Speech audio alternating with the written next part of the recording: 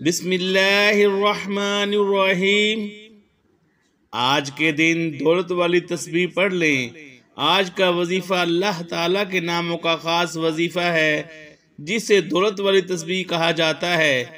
آپ بس اللہ پاک کی ذات پر یقین اور بھروسہ کرتے ہوئے صرف ایک بار یہ دولت والی تسبیح میرے بتائے گئے طریقے کے مطابق پڑھ لیجئے۔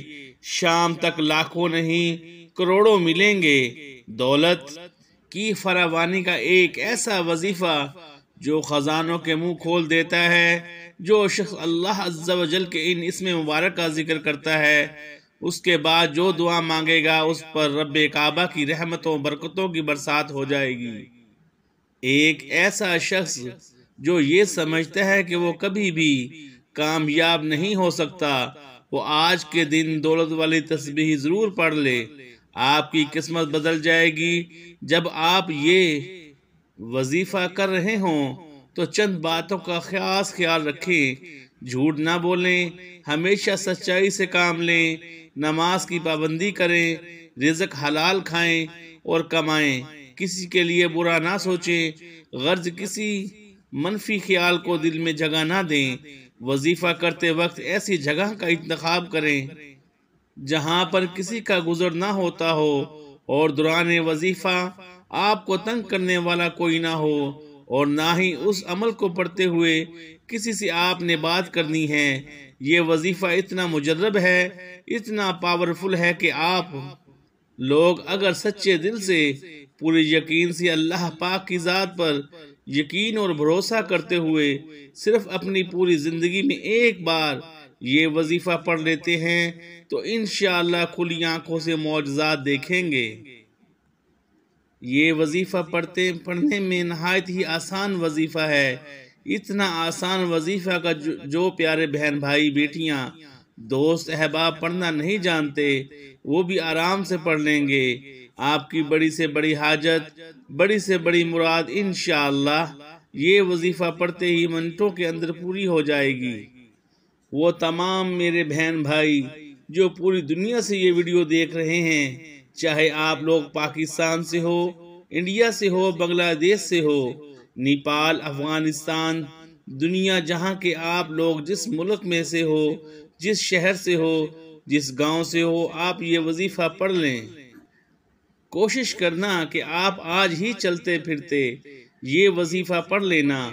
30 سیکنڈ یا 1 منٹ کا یہ وظیفہ آپ نے لازمی پڑھ لینا ہے۔ انشاءاللہ مایوسی نہیں ہوگی، حاجت مرادیں وظیفہ پڑھتے ہی آپ کی پوری ہو جائیں گی۔ غیبی طریقے سے آپ کو اتنی دولت ملے گی، اتنا پیسہ ملے گا کہ آپ لوگوں نے کبھی تصور بھی نہیں سوچا ہوگا کہ اتنی دولت ہمیں مل سکتی ہے۔ اور جنہوں نے بے شمار وظائف بھی پڑھ لیے ان کو کوئی فائدہ نہیں ہوتا، وظیفہ اثر نہیں کرتا۔ جنہوں نے ساری زندگی در در کی ٹھوکروں میں گزار دی، پیروں فقیروں کے پاس جا جا کر ہر طرح کے آپ لوگوں نے معاملات اپنے ٹھیک کرنے کی کوشش کی ہے، لیکن کوئی آپ کو فائدہ نہ ہو سکا، تو آج کے دن چلتے پھرتے یہ وظیفہ پڑھ لینا۔ اللہ پاک کی ذات پر یقین رکھتے ہوئے میں نے جس کسی کو یہ وظیفہ پڑھنے کا بتایا، رب کعبہ نے یہ وظیفہ پڑھنے والے پر اپنا خاص کرم کیا، اپنی رحمتوں کی برسات فرمائی۔ محترم ناظرین، وقت کی نزاکت کو مد نظر رکھتے ہوئے آئیے آج کے اس عمل کی طرف چلتے ہیں، لیکن اس سے پہلے اگر آپ اس چینل پر نئے ہیں اور آپ نے اس چینل کو سبسکرائب نہیں کیا تو آپ سے گزارش ہے کہ چینل کو بھی سبسکرائب کر لیں، کیونکہ ایسے بہت سے وظائف، بہت سے اعمال آپ کے حوالے ڈیلی بیسس پر کرتا رہوں گا۔ آج کا سارا دن آپ کے پاس موجود ہے، جس کو جب جہاں جیسے وقت مل جائے باوضو مصلی پر بیٹھ کر آپ نے سب سے پہلے ایک بار اعوذ باللہ من الشیطان الرجیم بسم اللہ الرحمن الرحیم پڑھنی ہے۔ پھر آپ نے نبی کریم صلی اللہ علیہ وآلہ وسلم کی ذات مبارکہ پر درود پاک پڑھنا ہے۔ درود پاک آپ کوئی سا بھی پڑھ سکتے ہیں۔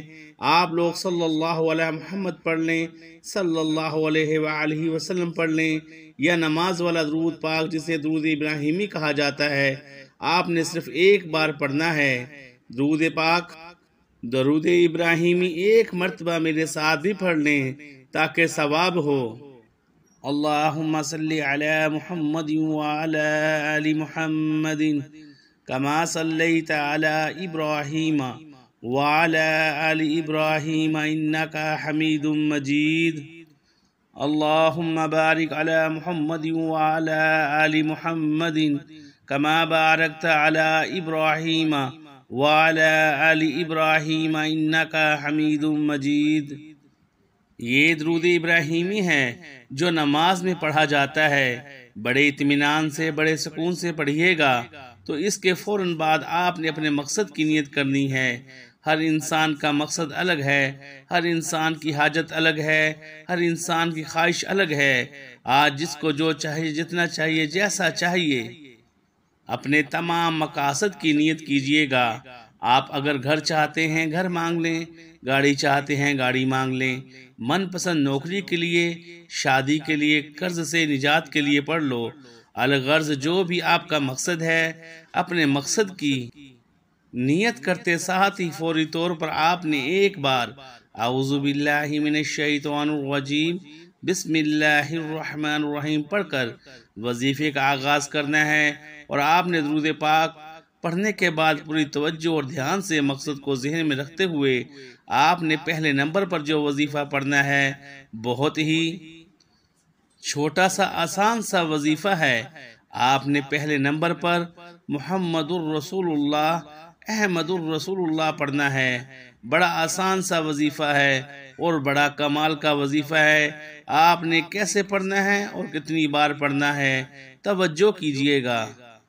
محمد الرسول اللہ، احمد الرسول اللہ ایک بار ہو گیا، محمد الرسول اللہ، احمد الرسول اللہ دو بار ہو گیا، محمد الرسول اللہ، احمد الرسول اللہ تین بار ہو گیا۔